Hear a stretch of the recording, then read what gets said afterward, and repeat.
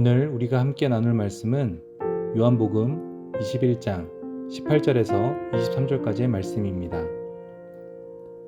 내가 진실로 진실로 내게 이르노니 내가 젊어서는 스스로 띠띠고 원하는 곳으로 다녔거니와 늙어서는 내 팔을 벌리리니 남이 내게 띠띠우고 원하지 아니하는 곳으로 데려가리라. 이 말씀을 하심은 베드로가 어떠한 죽음으로 하나님께 영광을 돌릴 것을 가리키심이러라. 이 말씀을 하시고 베드로에게 이르시되 나를 따르라 하시니 베드로가 돌이켜 예수께서 사랑하시는 그 제자가 따르는 것을 보니 그는 만찬석에서 예수의 품에 의지하여 주님을 파는 자가 누구오니까 묻던 자더라. 이에 베드로가 그를 보고 예수께 여짜오되 주님, 이 사람은 어떻게 되겠사옵니까?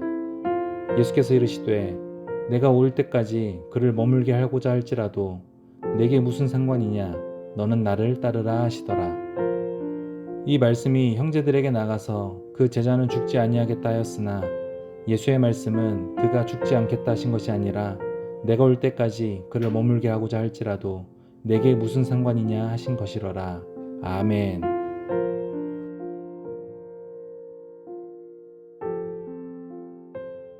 할렐루야! 가락성산교회 수혜에 오신 여러분들을 예수님의 이름으로 환영하고 축복합니다. 사람은 태어나 죽습니다. 예수님은 태어나 죽으셨지만 다시 살아나셨습니다. 예수님의 부활은 인간의 탄생과 죽음이라는 한계의 공식을 깨부셨습니다. 이것은 죽음이라는 한계를 두려워하던 인간에게 한계를 넘어설 수 있는 소망을 주신 사건이었습니다. 우리가 오늘 살펴볼 요한복음은 총 21개장으로 구성되어 있습니다. 1장에서 19장까지의 말씀은 예수의 탄생과 또 죽음까지의 여정이, 20장에서 21장까지는 예수님의 부활과 승천 직전의 사건들이 등장합니다. 예수님은 부활하신 후 40일간 이 땅에 유하셨고 이후 하늘로 승천하셨습니다. 이 40일간 예수님은 당신의 제자들에게 3번 자신을 나타내셨는데요. 예수님이 죽으신 직후의 시간부터 함께 살펴보고자 합니다. 당시 유대인들은 그들이 상상한 왕의 모습이 아닌 가장 낮은 자의 모습을 한 예수님을 자신들의 메시아로 믿지 않았습니다. 그래서 그들은 당시 제일 고통스러운 방법인 십자가형으로 예수님을 매달아 죽였습니다. 예수님이 십자가에 돌아가실 때 그 군중 속에는 잡힐 것이 두려워서 예수님을 모른 채 하던 사람들이 있었습니다. 그들 중 대표적인 인물이 바로 예수님의 제자 베드로였습니다. 요한복음 20장에서 예수님은 당신의 시신을 수습하기 위해 달려온 막달라 마리아에게 처음 보이셨습니다. 그리고 같은 날 저녁 유대인의 눈을 피해서 모여있던 제자들에게 두 번째로 자신을 나타내셨습니다.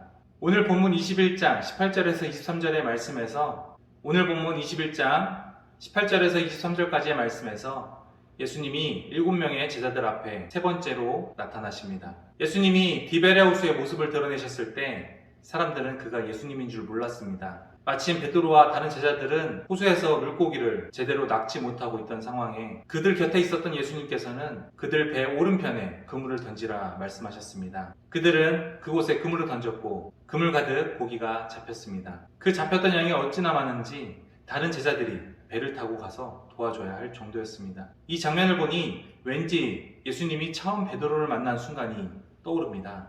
고기가 아닌 사람을 낚는 어부가 되라. 그리고 나를 쫓으라. 그 말씀에 배와 자신의 모든 것을 두고 떠났던, 그리고 예수님을 쫓았던 베드로의 당시 모습 말입니다. 자신들의 의지대로 고기를 낚으려 노력하나 조그만 수확조차 하지 못한 베드로와 제자들에게 예수님은 다시금 자신이 진짜 예수님임을 드러내셨습니다. 이 장면을 보면서 우리가 베드로와 예수님의 첫 만남을 생각했듯 아마 베드로 스스로도 자신과 예수님의 첫 만남을 떠올리지 않았을까 하는 생각이 듭니다. 그리고 이어서 자신이 예수님을 3번이나 부인했던 그 모습도 떠오르지 않았을까요? 또 그 생각이 떠오를 때면 얼마나 스스로 부끄럽고 숨고 싶었을까요? 그런 나약한 자신이 어떻게 하나님의 일을 감당할지, 그런 자신은 그럴 만한 자격이 없다 생각했을지도 모르겠습니다. 15절에서 17절 말씀에서 베드로와 예수님 두 사람의 대화가 나옵니다. 이 대화가 오늘 말씀 흐름의 중심을 담당하는 대화입니다. 예수님은 베드로에게 질문을 하십니다.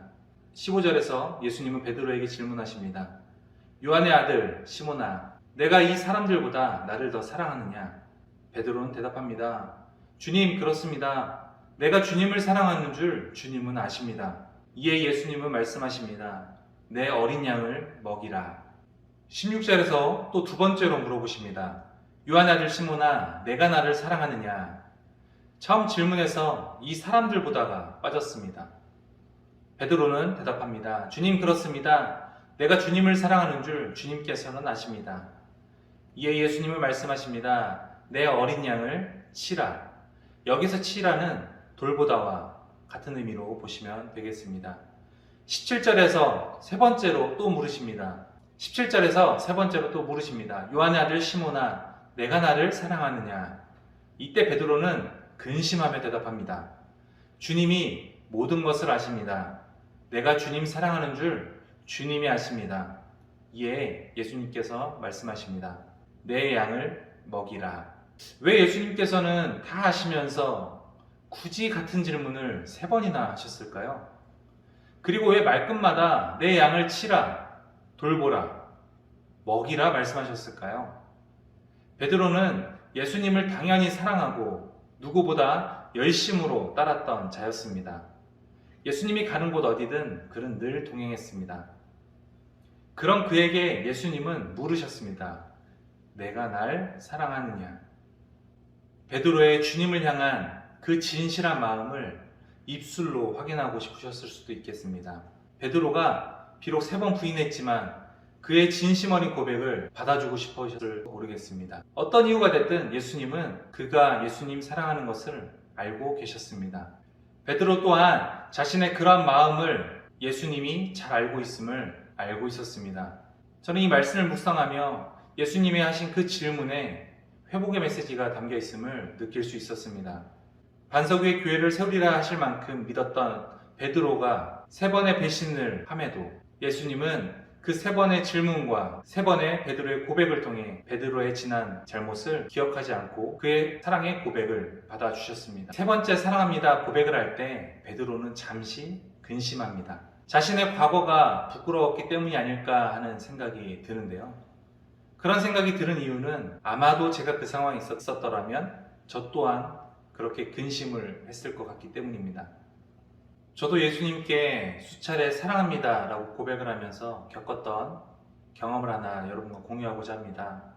제가 어렸을 때 우리 교회를 잠시 떠나서 온 가족이 개척교회를 섬길 때였습니다. 저는 마음이 답답하고 힘들 때면 교회 나가 기도를 드렸습니다. 매일 교회 갈 때면 무슨 기도를 해야 할지 몰라서 가만히 있었을 때가 있었는데요. 그때 목사님께서 말씀을 하셨습니다. 혹시 내가 무엇을 기도해야 할지 모르는 분들은 예수님께 사랑을 고백하세요. 그리고 예수님 저를 만나주세요 하고 기도하시기 바랍니다. 저는 연신 예수님 사랑합니다. 사랑합니다. 또 감사합니다. 고백하며 주님의 은혜를 구했습니다. 그때 저는 좀 신기한 경험을 했습니다.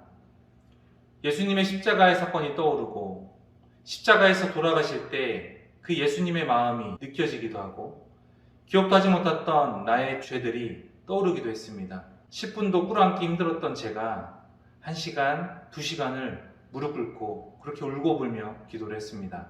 때론 마음이 힘들 때 하나님의 얼굴을 참아 바라보기 어려울 때 조용히 예수님 사랑합니다. 제 마음을 주님이 다 아십니다. 고백해 보시기 바랍니다. 이때 중요한 것은 주님이 아십니다 라는 이 동사 안에는 예수님을 사랑하는 이 마음을 인정받을 수 있다는 확신이 담겨 있음을 기억하십시오. 내가 하나님 앞에 염치 없는 건 아닐까 하는 생각 접어두고 입으로 먼저 고백하시기 바랍니다. 예수님은 주님께 사랑을 고백한 베드로에게 내 양을 먹이라 말씀하십니다. 많은 성경학자들은 이것을 교회에서의 베드로의 지도권을 위임하신 것이라 말합니다. 특히 교회 밖이 아닌 교회 내부에서의 지도권 그리고 목회적 돌봄에 그 초점이 맞춰져 있다 말합니다. 이것은 하나님의 사랑과 그 은혜를 입은 자들 모두에게 하나님께서 하시는 명령이기도 합니다. 내 양을 돌보라고 말합니다. 우리 공동체 내에 또 내 주변에 있는 연약하고 우리 밖에 떨어져 홀로 있는 그 양들을 챙기고 보살피고 육의 양식과 또 영의 양식으로 먹이라는 것입니다. 누군가를 돌보기 위해서는 함께하고 시간을 내고 물질을 사용하고 또 참고 인내해야 합니다. 그리고 그런 수고와 그 수고 뒤에 고통과 희생이 따를 때도 있습니다. 그런데 예수님이 베드로에게 바라는 수고와 고통 그리고 희생은 좀 충격적인 것 같습니다. 요한복음 21장 18절입니다. 내가 진실로 진실로 내게 이르노니 내가 젊어서는 스스로 띠띠고 원하는 곳으로 다녔거니와 늙어서는 내 팔을 벌리리니 남이 내게 띠띠우고 원하지 아니하는 곳으로 데려가리라. 성경 문자적으로 와닿기는 뭔가 내 의지대로 하지 못하고 끌려가는 등 고생을 하겠다 정도는 느껴집니다. 그런데 후에 사도 바울은 이 예언이 베드로가 로마에서 십자가에 거꾸로 매달려 죽은 것으로 성취되었다 말합니다. 예수님은 베드로의 죽음을 예견하신 것입니다. 여러분 어떠십니까? 좀 무시무시하게 들리지 않습니까? 예수님 말씀을 따라 순종한 결과가 이런 죽음이었다니 하고 충격적이라 생각이 들지도 모르겠습니다. 왜 하나님은 베드로의 결말이 죽음으로 끝나게 하셨을까 싶은데 다음 절 19절에서 그의 죽음에 대해 이렇게 이야기합니다. 이 말씀을 하심은 베드로가 어떠한 죽음으로 하나님께 영광을 돌릴 것을 가리키심이러라. 예수님은 베드로의 죽음이 하나님께 영광을 돌리기 위한 것이라 말합니다. 이것은 일반 사람들의 죽음과 다릅니다. 사람은 누구나 이 땅에서 잘 살고 싶어 합니다. 그러나 누구나 죽을 수밖에 없습니다. 잘 살고 있고 또 잘 살고 싶은 그 열망이 있는 사람은 죽음을 반기지 않습니다. 도리어 어떻게든 그 죽음을 피하고 싶어 합니다. 베드로도 그런 자였습니다. 죽음이 두려워 예수님을 3번이나 부인했습니다. 그런데 예수님이 19절 하반절에서 나를 따르라 말씀하신 이후 베드로의 삶은 달라졌습니다. 실제 예수님이 예언하신 자신의 죽음을 담담히 받아들일 정도로 말입니다. 과거에 그는 죽기 싫어서 피해 다녔지만 이제는 죽음을 피해 다니지 않습니다. 맡겨진 자신의 사명을 감당하고 예언을 성취했습니다. 그뿐 아니라 베드로뿐만 아니라 12명의 제자 모두 그러했습니다. 물론 이것들은 이미 과거에 있었던 일들이고 우리가 성경으로 그 전체적인 맥락을 봤기 때문에 어떻게 예언이 성취되었는지를 명확히 알 수 있지만 당시 베드로는 예수님의 말씀대로 자신의 인생이 어떻게 될지 구체적으로 알 수는 없었을 겁니다. 예수님의 말씀 이후 베드로는 몸을 돌려서 그 뒤에 있는 예수님이 사랑하시는 제자라고 표현된 요한을 바라봅니다. 그리고 그를 바라보며 예수님께 물었습니다. 예수님, 이 요한은 어떻게 되겠습니까? 순수하게 요한의 사명이 궁금해서였을까요? 아니면 자신과 요한의 미래 예언을 비교해보고 싶어서였을까요? 그것이 정확히 드러나지는 않지만 중요한 것은 인간적인 생각과 판단을 시도하는 호기심 가득한 베드로의 모습을 우리가 볼 수 있다는 것입니다. 신앙생활을 하며 가장 어려운 것이 바로 단순히 믿고 순종하는 것입니다. 하나님 말씀을 내 편한 대로 또 내 유리한 대로 각색하고 또 그것을 믿고 행하면서 또 하지 말라는 것은 꼭 하고 온갖 합리화로 내 자신을 위안하기 바쁩니다. 그런데 예수님은 생각 많고 핑계 많은 우리에게 이렇게 말씀하십니다. 요한복음 21장 22절입니다. 예수께서 이르시되 내가 올 때까지 그를 머물게 하고자 할지라도 내게 무슨 상관이냐? 너는 나를 따르라 하시더라. 내가 무슨 상관이냐? 이것은 하나님이 다른 사람을 어떻게 하든 너는 신경 쓰지 말라는 것입니다. 내가 가라 하는 그 길을 가라는 것입니다. 쉽게 말하면 남과 나를 비교하지 말라는 것입니다. 하나님은 각 사람마다 다른 사명을 주셨습니다. 하나님께서 사용하시기 위해서 각자에게 맡겨주신 은사, 또 맡겨주신 물질, 그리고 그가 살아온 환경, 그리고 처한 상황들을 모두 하나님께서 달리 설정하신 것들입니다. 우리는 우리에게 맡겨진 것을 잘 하면 됩니다. 날 향해서 하나님이 기대하시는 바를 내가 알고 또 그대로 살아내면 되는 겁니다. 주변 사람이 어떻게 쓰임받든 나는 나의 자리를 지키고 나의 일을 감당하는 것입니다. 하나님은 우리 각자의 삶에 전심전력하기를 바라신다는 것을 기억하시기 바랍니다. 그렇다면 우리는 어떻게 살아야 내가 주신 사명을 잘 감당할 수 있을까요? 나는 의지도 능력도 힘도 부족한데 말입니다. 첫 번째로 자신의 자리를 지키십시오. 예수님이 하나님의 아들이시고 또 살아계신 그리스도이시다라고 고백할 정도로 예수님께 진심이었던 베드로였기에 예수님 죽음 이후에 얼마나 많은 고통의 시간들이 그를 기다리고 있었을지 짐작이 됩니다. 스스로 한 그 3번의 부인으로 예수님의 낯을 볼 면목도 없고 제자로서의 자세도 또 그릇도 아니라 생각하고 또 그렇게 비관적으로 생각할 그였지만 예수님의 만남을 그는 피하지 않았습니다. 죄인인 그의 모습 그대로 예수님이 있으라는 그곳에서 살아갔습니다. 비록 그가 연약한 속사람을 지녔지만 그는 자신의 자리를 지키고 있었습니다.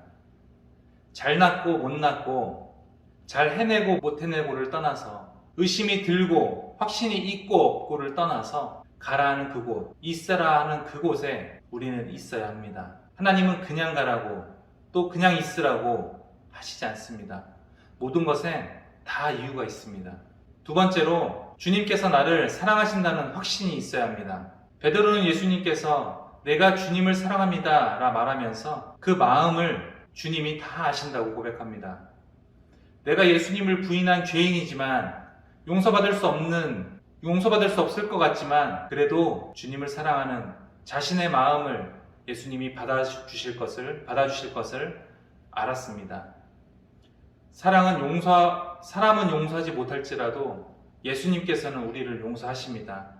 예수님께 자신의 죄를 깨닫고 진실로 고백함으로 또 전심으로 회개할 때 예수님은 그런 우리를 긍휼히 여기시며 너 정말 나 사랑하니? 하고 물어봐 주시며 우리의 또 다른 기회를 허락하십니다. 왜냐하면 그분은 우리의 아버지시고 우리는 그분의 자녀이기 때문입니다. 한 마리의 양도 포기하지 않으시는 목자이시기 때문입니다. 말 안 듣는 양 한 마리 그냥 내버려둬도 티 안 날 것 같은데 예수님은 그 나머지 양들을 두시고 그 말 안 듣는 양 하나를 위해서 십자가에 달려 고통당하시면서까지 끝까지 찾아오셨습니다. 그 정도로 우리를 사랑하시기 때문에 그 사랑을 믿으십시오.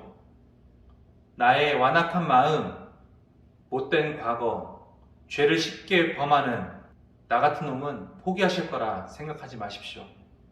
혹여 그런 생각으로 가득 찼다면 예수님의 이름으로 사단의 속삭임을 대적하시기 바랍니다.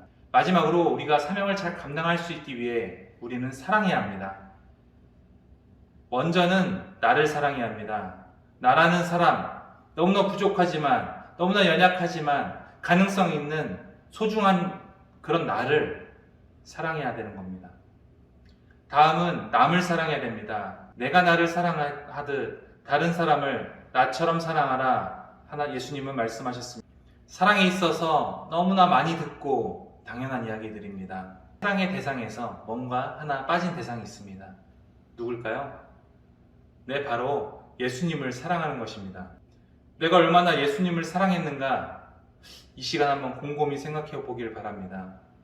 나는 얼마나 많이 우리 예수님을 사랑한다고 고백했나요? 사랑의 예수님처럼 우리가 수식어로만 그 사랑을 사용하고 있지 않나요? 사랑하는 사람에게는 사랑한다 수십 번, 수백 번 말해도 또 말하고 싶습니다. 손도 잡고 싶고 안아도 보고 싶고 그 볼에 나의 볼을 맞춰보고도 싶습니다. 그 온기를 느껴보고 싶습니다. 예수님께서 베드로에게 너가 날 사랑하느냐? 라고 물으실 때에도 예수님은 베드로를 여전히 사랑하고 계셨습니다. 베드로가 예수님을 3번 부인할 것을 예언하셨을 때도 예수님의 예언대로 베드로가 예수님을 부인하고 나서 닭이 울자 예수님의 그 말씀을 깨닫고 그 자리에 엎드려 엉엉 통곡할 때도 그리고 통곡 후에 몸을 돌려 예수님과 눈이 마주쳤을 때도 그리고 예수님이 부활하셨음에도 예수님의 부활의 말씀을 기억하지 못하고 또 믿지 못할 때마저도 예수님은 여전히 베드로를 사랑하셨습니다. 그리고 우리를 사랑하셨습니다. 그리고 다시 찾아오셨습니다. 예수님께서 지금 여러분께 물으십니다. 너는 나를 사랑하느냐? 자신의 수십 번, 수백 번, 수천 번 실망했던 베드로는 예수님의 질문에 비로소 깨달았습니다. 그동안 내가 내 의지적으로 믿고 행해서 지금까지 사명을 감당하는 게 아니었다는 것을요. 예수님의 양을 치라는 그 명령에 그의 자세는 변했습니다. 면목 없던 그였기에, 제자로서 쓸모없는, 자격 없는 자라고 여겼을 그였기에 예수님께서 다시 한번 제자로서 그 역할을 회복시키고자 하셨을 때 비로소 예수님의 사랑의 깊이를 깨닫게 된 것입니다. 예수님의 사랑하심을 깨닫게 된 그는 자신의 의지로 반응하지 않았습니다. 그는 사랑으로 반응했습니다. 비록 그의 연약함이 드러날 때도 있었으나 사랑으로 반응한 그의 삶은 예수 그리스도의 교회를 세우고 하나님께 영광을 돌리며 충성한 인생으로 변모했습니다. 우리의 의지적 동기보다 앞서는 것은 바로 주님을 사랑함으로 내 마음에 넘쳐나는 바로 내적 동기입니다. 예수님의 고난을 묵상하십시다. 온갖 모욕과 순환 가운데 피 흘리고 계셨던 예수님을 모른 채 했던 그런 우리를 주그림다에 바라봐 주신 그 예수님의 눈빛을 떠올립시다. 예수님의 영원할 수 없는 사랑을 조금이나마 느끼게 해달라고 그렇게 매달려 봅시다. 우리가 예수님의 우리를 향한 그 사랑을 처절히 깨닫게 될 때 사랑으로 모든 것을 해낼 수 있게 됩니다. 왜냐하면 그가 내 안에, 또 우리가 그 안에 거하기 때문입니다. 함께 기도하시겠습니다. 우리를 너무도 사랑하셔서 자신의 가장 소중한 아들을 대속제물로 허락하신 하나님 아버지, 우리와 같이 부족하고 연약한 믿음의 사람이었던 베드로를 끝까지 사랑하시고 그에게 손 내밀어 주신 주님의 한량없는 사랑을 기억합니다. 예수 그리스도를 끝까지 사랑함이 나와 온 가족의 평생의 사명이 되게 하시고 주님의 사랑을 나의 생각과 마음과 심령이 뜨겁게 깨달아 나의 의지로 인한 믿음이 아닌 주님을 사랑함으로 솟아나는 믿음과 행함을 경험하게 하여 주시옵소서. 사랑하는 우리 교회를 위해 기도합니다. 예수님의 피로 세운 가락성산교회를 기억하시고 성산의 모든 가족들이 주님의 사랑으로 서로를 보듬고 아끼며 작은 천국을 이루어 나가는 우리가 되게 하여 주시옵소서. 예배를 위해 기도합니다. 하나님께 올려드리는 우리의 찬양과 경배를 기뻐 받으시고 무엇보다 우리가 살아가는 매일의 삶이 하나님께 드려지는 삶의 산제사가 되게 하여 주시옵소서. 특별히 모든 예배를 준비하는 동역자들과 예배 가운데 함께할 모든 영혼 가운데 주님이 부어주시는 은혜를 충만히 경험하는 예배 되게 하여 주시옵소서. 무엇보다 예수를 믿지 않는 주님의 택정된 자녀들이 이곳 제단에 나오게 하시고 즐거이 주님의 복음을 전하는 데 부족함이 없는 우리 모든 성산의 가족들이 되게 하여 주시옵소서. 특별히 다음 세대를 위해 기도합니다. 청년들의 삶의 예배가 회복되게 하시고 이들의 살아가는 모든 순간들이 주님의 손에 붙들림 받으여 세상을 이기며 나아가는 귀한 주님의 군사들 되게 하여 주시옵소서. 주일 성경학교의 영적, 질적, 양적 부흥을 허락하시고 사역을 감당하는 교역자와 선생님들을 더욱 굳건한 믿음으로 붙들어 주시옵소서. 아프리카 잠비아의 김혜진 선교사님과 태국의 전찬섭 선교사님, 그리고 그를 비롯한 동역자들과 돕고 있는 모든 교회들에게도 주님의 귀한 은혜가 넘쳐나게 하여 주시옵소서. 이 모든 말씀 예수님의 이름으로 기도드립니다. 아멘.